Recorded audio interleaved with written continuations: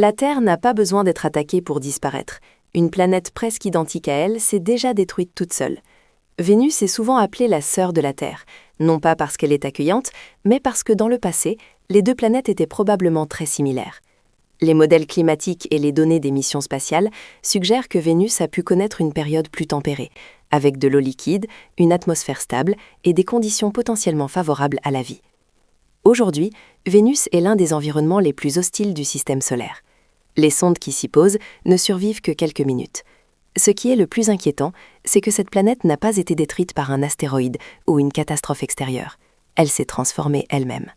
Le mécanisme est bien compris par la science. L'effet de serre s'est intensifié progressivement. Vénus ne possède ni océan pour absorber l'excès de chaleur, ni tectonique de plaques pour enfouir le carbone dans le manteau.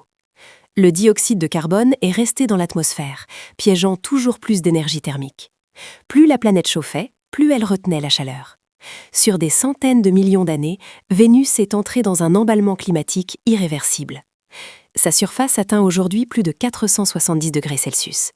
La pression atmosphérique est environ 90 fois plus élevée que sur Terre. Son atmosphère est composée presque entièrement de dioxyde de carbone avec des nuages d'acide sulfurique.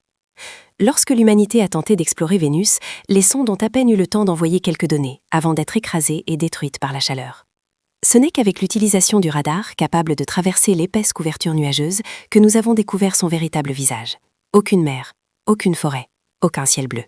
Seulement d'immenses plaines de lave solidifiée et des volcans géants. Vénus n'est pas une anomalie cosmique.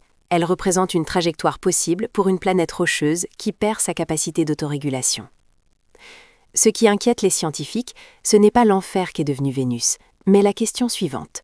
Jusqu'où la Terre peut-elle aller avant de franchir un seuil irréversible? Vénus ne punit personne. Elle obéit simplement à des lois physiques strictes et implacables. Elle est là comme un miroir, un rappel de ce qui peut arriver lorsqu'un équilibre planétaire se rompt. La technologie peut nous permettre de voyager vers d'autres mondes, mais aucune technologie ne pourra nous ramener sur une Terre déjà détruite. Explorer l'univers n'est donc pas une fuite, c'est une manière de comprendre que nous n'avons qu'une seule chance avec cette planète.